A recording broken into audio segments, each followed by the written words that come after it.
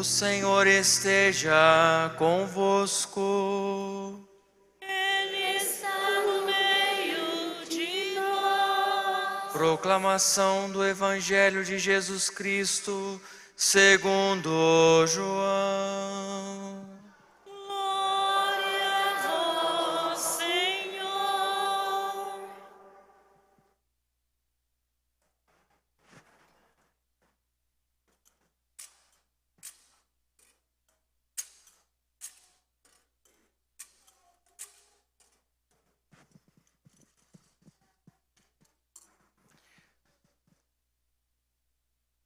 Ao anoitecer daquele dia, o primeiro da semana, estando fechadas por medo dos judeus as portas do lugar onde os discípulos se encontravam, Jesus entrou e, pondo-se no meio deles, disse: a paz esteja convosco. Depois destas palavras, mostrou-lhes as mãos e o lado. Então os discípulos se alegraram por verem o Senhor. Novamente Jesus disse: a paz esteja convosco. Como o Pai me enviou, também eu vos envio. E depois de ter dito isto, soprou sobre eles e disse: recebei o Espírito Santo. A quem perdoardes os pecados, eles lhes serão perdoados. A quem não os perdoardes, eles lhes serão retidos. Palavra da salvação. Glória a vós, Senhor.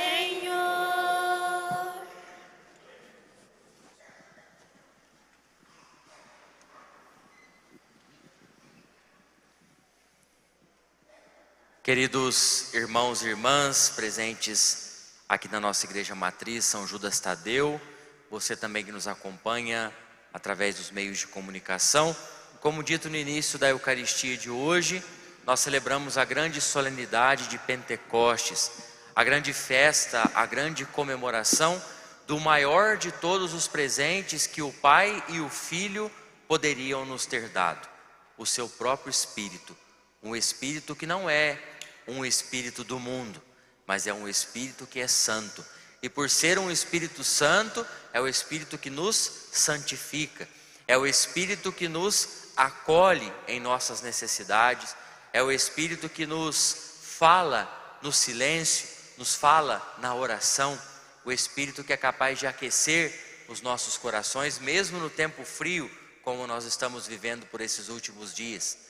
Portanto, é uma grande celebração da igreja, porque nós celebramos esse presente, esse Espírito que foi derramado nos nossos corações, no dia do nosso santo batismo, quando fomos batizados em nome da Santíssima Trindade, o Espírito Santo passa a habitar de uma forma sacramental nos nossos corações e a ir modificando a nossa vida. Nunca estaremos prontos, não é verdade? Mas o Espírito Santo sempre nos coloca em constante renovação para que nós possamos acompanhar a vida que o Evangelho pede que nós vivamos. E na primeira leitura nós ouvíamos o livro dos Atos dos Apóstolos, que é o grande livro deste tempo pascal, que hoje se encerra com a solenidade de Pentecostes. E os discípulos estão reunidos todos no mesmo lugar, porque era a festa de Pentecostes. Festa de Pentecostes é uma festa judaica que nós, cristãos católicos, continuamos celebrando, pois ressignificamos a própria festa e celebramos como o dom do Espírito Santo. Mas os judeus do tempo de Jesus e até hoje, eles celebram a festa de Pentecostes, que é também chamada a festa das colheitas. O que significa a festa das colheitas? Bom, 50 dias depois de ter plantado a semente, 50 dias depois de ter cuidado, de ter cultivado o solo, os judeus faziam as colheitas das espigas. As espigas de milho, o grão de trigo, o grão de cevada, o arroz, todas as coisas que eles haviam plantado, todos os alimentos que eles haviam plantado há 50 dias, são agora na festa de Pentecostes recolhidos, colhidos. Então era a festa dos dons. Qual é o dom? O dom que eles tinham plantado, cuidado e colhido. E eles iam a Jerusalém. Essa festa de Pentecostes está entre as grandes festas judaicas, que o judeu precisava sair de onde ele estivesse e ir a Jerusalém oferecer algo para Deus. Então o judeu pegava uma porcentagem, pegava 10% daquele fruto que ele colheu durante aqueles dias que ele cuidou, e ele levava para ser oferecido no templo. Portanto, os judeus estavam aqui reunidos, e havia judeus de vários lugares, e nós ouvimos as regiões de onde eles vinham, não é? Partos, medos, elamitas, habitantes da Mesopotâmia, da Judéia, da Capadócia, do Ponto, da Ásia, da Frígia, da Panfilha, do Egito, da Líbia, de Cirene, romanos, judeus, prosélitos, cretenses, árabes. Então havia em Jerusalém uma grande afluência de povo judeu, cada um com a sua língua, cada um com o seu costume, com a sua tradição, mas com algo em comum, algo para oferecer a Deus. E aí o que acontece? O Espírito Santo treme, o Espírito Santo faz tremer aquele lugar e infunde no coração daqueles que ali estão a vida. E é ao ponto de que eles conseguem se compreender, cada um falando a sua própria língua. Imagine vocês se nós reuníssemos hoje aqui na nossa Assembleia Litúrgica, alguém de língua inglesa, alguém de língua árabe, alguém de língua espanhola, alguém da nossa língua, língua portuguesa, poderíamos colocar alguém com línguas eslavas, o russo, né? E tantos, o ucraniano, por exemplo, e colocássemos aqui cada um falando na sua língua, nós iríamos entender o que está acontecendo? Não. Eu tive recentemente, na semana passada, uma semana de formação na cidade de Brusque, Santa Catarina, e lá estavam reunidos os padres deonianos, que são formadores de seminários da América Latina. Eu já me senti confuso ouvindo palestras e celebrando a missa em espanhol, que é uma língua próxima, vizinha nossa. Agora imagine vocês, se nós reuníssemos pessoas de vários lugares e colocássemos para falar tudo ao mesmo tempo. Que confusão, não é? Cada um falando na sua língua, ninguém ia entender quase nada. Íamos entender talvez um good morning, ou um good night, ou um the books on the table, né? E ponto, mais nada. Mas o que acontece? O Espírito Santo gera entendimento, o Espírito Santo gera compreensão. E é por isso que eu dizia no início da celebração que o Espírito Santo é o dom da unidade. Aquelas pessoas, cada uma falando na sua língua, tentando se entender e não conseguiam, e de repente o Espírito Santo repousa sobre eles e infunde no coração deles o dom do entendimento. Essa é a missão do Espírito Santo, fazer com que nós entendamos as coisas de Deus. E me perdoe, o Espírito Santo não é pombinha. A pombinha é uma das figuras, é uma das imagens que a tradição da igreja encontrou para representar o Espírito Santo, e não está errado, está correto, mas o Espírito Santo é muito mais do que um passarinho. O Espírito Santo é o Espírito próprio de Deus, é o Senhor que dá a vida, e Ele vem de nós da parte do Pai e do Filho. O Pai e o Filho comunicam para nós o Espírito Santo. Certa vez eu ouvi uma comparação de um padre, acho que até já contei para vocês. Quem já ouviu, finge que é a primeira vez. O padre comparava o Espírito Santo, ou melhor, a Santíssima Trindade, como um presente.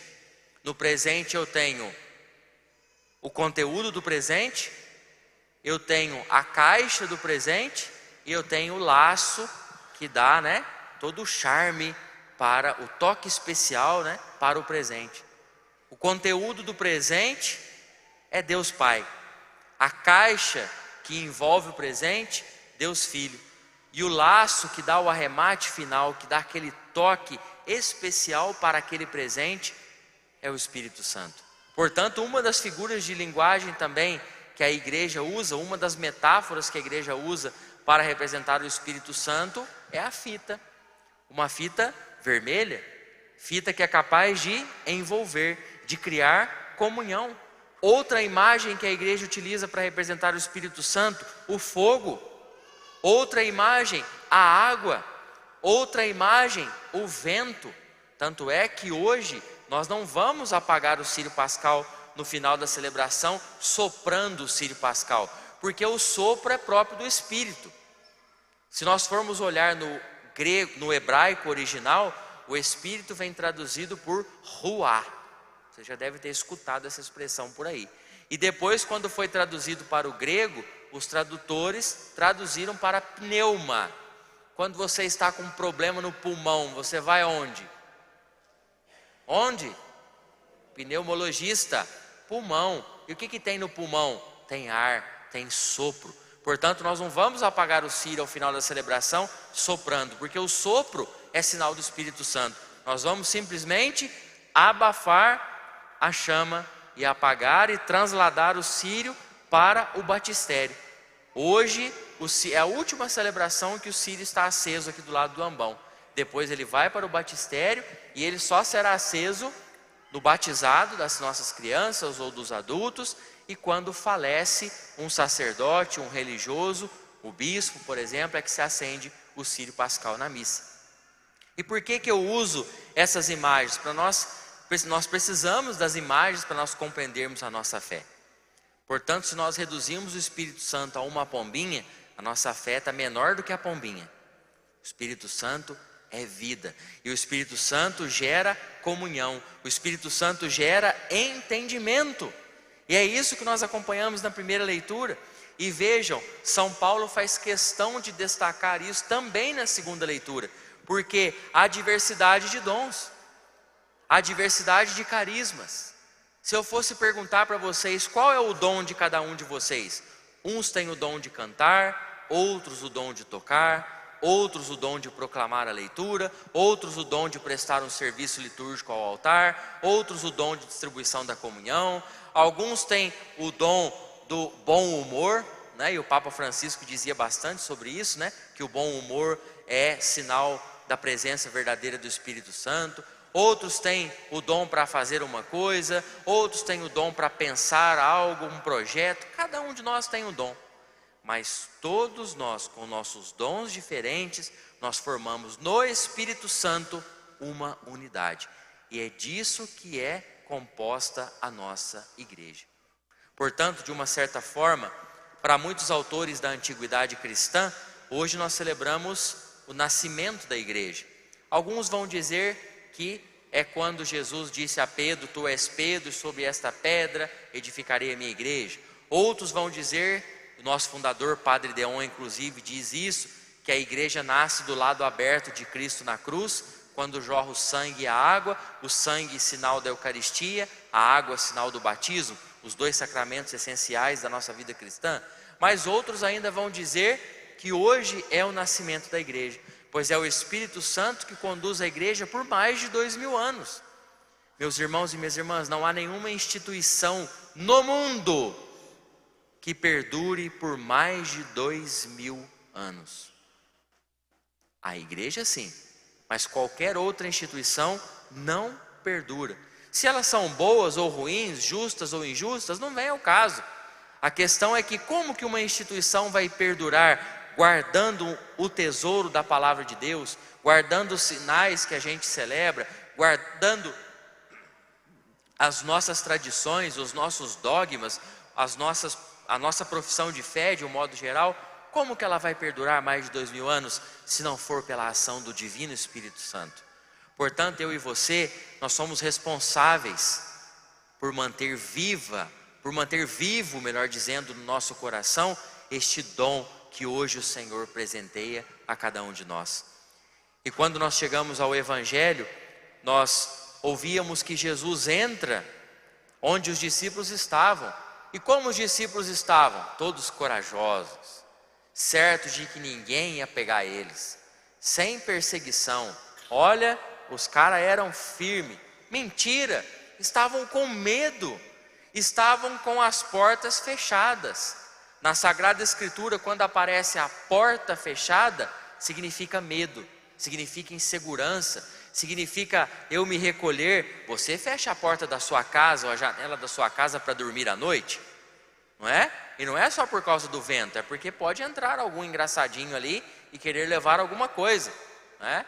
Então você fecha por segurança. E eles estavam rezando fechados. E aqui tem também um outro sentido. A porta fechada também pode ser a falta do Espírito Santo. Quantos corações têm as portas fechadas? Quantas famílias estão sendo destruídas porque portas estão sendo fechadas? Quantos casamentos estão indo por água abaixo porque já fecharam as portas um para o outro? Quanta vocação, seja matrimonial, religiosa, sacerdotal, está indo por água abaixo, está perdendo o seu sentido, está perdendo a razão de ser, porque portas do coração estão sendo fechadas. Por quê? Por medo. E aí os discípulos mesmo assim se reúnem para rezar e Jesus entra. Jesus não quer saber de porta fechada, Jesus não quer saber de barreira. Jesus entra e coloca-se no meio deles, e qual é a primeira coisa que ele diz? A paz esteja convosco. Foi a primeira frase que o nosso Papa Leão disse quando ele apareceu lá no balcão, na sacada do Vaticano. Ele disse: a paz esteja com todos vocês. É a saudação de Cristo ressuscitado, esse Cristo que transmite a nós a paz.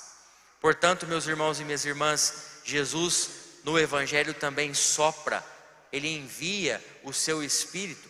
Vocês sabiam que na antiguidade, antes de existir exames, testes ou qualquer outro tipo de comprovação para saber se a pessoa, comprovação clínica, vamos dizer assim, se a pessoa estava viva, você sabia o que o povo fazia? Eles pegavam um pequeno pedaço de espelho e colocavam no nariz do defunto, colocavam no nariz dele. Se o espelho embaçasse, era sinal que ainda havia vida, porque ainda havia respiração. E se o espelho permanecesse como ele estava, um espelho, um vidro, né? Se ele permanecesse como ele estava, era sinal que não havia mais vida. Portanto, esse sopro, esse hálito, né, é a comunicação da vida. O que Deus faz quando cria Adão e Eva? Sopra sobre Adão e Eva, comunica o Espírito da vida. E é isso que nós hoje celebramos, o Espírito que é comunicado para a vida da igreja. E nós completamos hoje a nossa grande caminhada do tempo pascal, a caminhada dos 50 dias com Jesus ressuscitado. E aí não adiantará nada se nós não ressuscitarmos junto com Jesus. Não adiantou a tua quaresma com o Frei Gilson, não adiantou a tua Semana Santa, que você não perdeu nada, você veio, né, todos os dias, não adiantou nada a sua missa às 6 horas da manhã na quaresma, se nós não chegarmos ao término deste tempo litúrgico de hoje, transformados pelo Cristo ressuscitado. E aí eu e você temos condições de responder aí no nosso coração, no nosso interior, qual a transformação que o Espírito Santo gerou em nós nesses 50 dias. Qual o fruto que hoje eu não preciso mais ir a Jerusalém? Seria bom, né, ter que ir a Jerusalém, um dia ainda vou, se Deus quiser. Mas qual é o fruto que eu não preciso mais ir levar a Jerusalém, mas eu posso colocar diante do altar do Senhor no momento do ofertório? O que eu plantei na minha quaresma, o que eu plantei no meu tempo pascal, que hoje eu recolho e posso oferecer a Deus? Não estamos falando do milho, nem da soja. Nós estamos falando das virtudes que nós temos que cultivar no nosso coração. As coisas que nos fazem bem como cristãos católicos e que nós deixamos muito a desejar. Nós cristãos católicos, desculpem a expressão, nós somos às vezes um bando de gente à toa, para não falar outra coisa, para não escandalizar e porque está sendo transmitido. Mas às vezes nós somos preguiçosos na nossa fé, plantamos, colhemos, mas não partilhamos. Ah, lá vem o padre falar de dízimo. Pode ser, se você entendeu a lição do dízimo, tudo bem. Mas quantas vezes nós deixamos de fazer caridade? Quantas vezes nós deixamos de ajudar? Ah, fulano é isso, fulano é aquilo. Mas eu não estou fazendo isso por ele. Estou fazendo também por ele, mas estou fazendo porque Deus me pede para ser uma pessoa caridosa, uma pessoa generosa. Porque Deus deu o que Ele tinha de melhor para nós. Deu o seu Filho Jesus, e ainda não contente com isso, ainda deu Ele e o seu Filho Jesus nos deram o Espírito Santo. Portanto, que a celebração da solenidade de hoje possa nos ajudar a compreender essa dimensão daquilo que nós precisamos ofertar a Deus, dos frutos da nossa vida. E eu sei que vocês têm uma vida dura. Sabe por que eu sei? Porque quando eu vou dar comunhão aqui na frente, eu vejo as mãos de vocês. Já falei isso também em outras ocasiões. E quando a gente vai por aí em outros lugares, a gente não vê tantas mãos calejadas, igual a gente vê aqui na frente. Eu sei que vocês têm uma vida dura. Eu sei que se vocês chegaram a algum lugar até hoje, é porque batalharam muito. E louvado seja Deus por isso. Eu também ralei, não tanto, mas ralei um pouquinho para chegar onde eu estou. E é importante nós passarmos por isso na vida. Mas mais importante ainda é nós permitirmos que esse fruto do nosso trabalho, do nosso esforço, ajude a vida dos nossos irmãos, das nossas irmãs, daqueles que necessitam de nós. E a igreja precisa de nós. A igreja precisa de nós.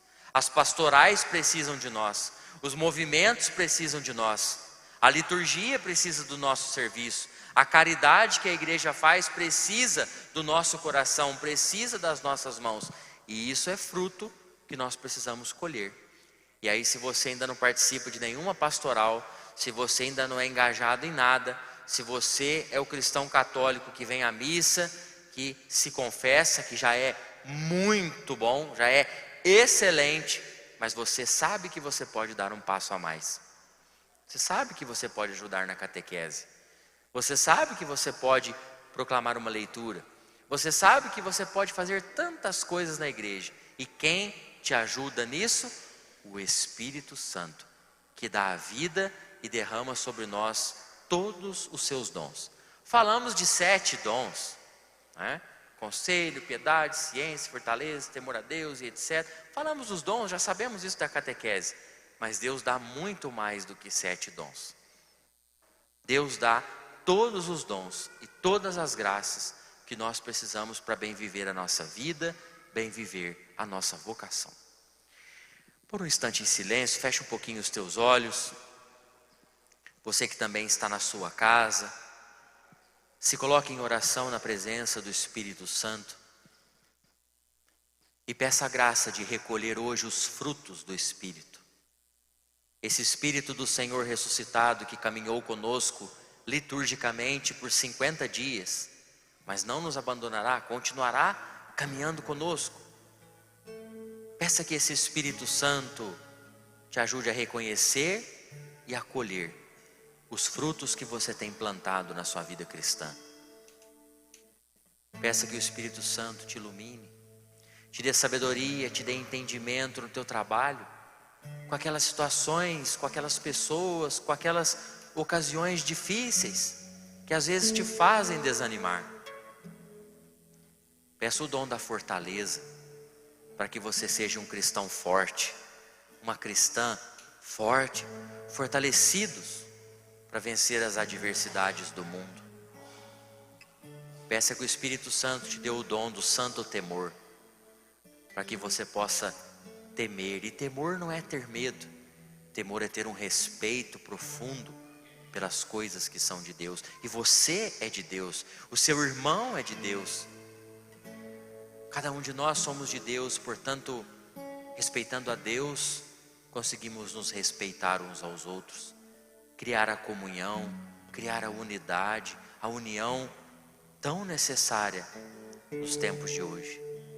Peça, enfim, meus irmãos e minhas irmãs, o dom do Espírito Santo para que você consiga ser um cristão de verdade, capaz de vencer qualquer dificuldade, qualquer situação, porque você está em Cristo.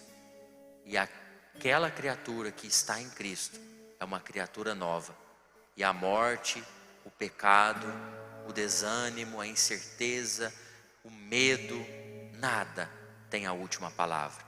A última palavra é a palavra do Espírito, a palavra da vida que vem do Pai e do Filho.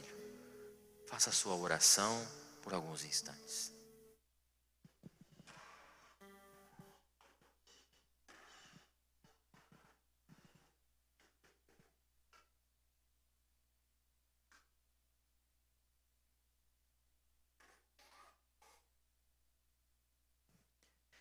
Espírito, Espírito,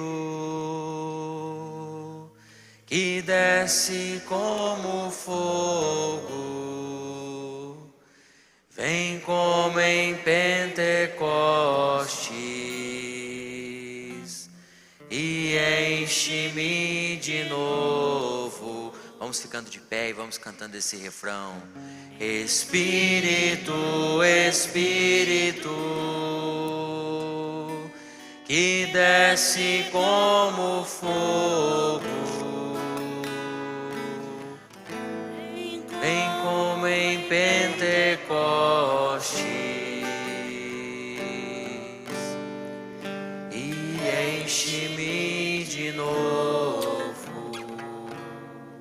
Creio em Deus Pai Todo-Poderoso, Criador do céu e da terra, e em Jesus Cristo, seu único Filho, nosso Senhor, que foi concebido pelo poder do Espírito Santo, nasceu da Virgem Maria, padeceu sob Pôncio Pilatos, foi crucificado, morto e sepultado, desceu à mansão dos mortos, ressuscitou ao terceiro dia, subiu aos céus, está sentado à direita de Deus Pai Todo-Poderoso, donde há de vir a julgar os vivos e os mortos.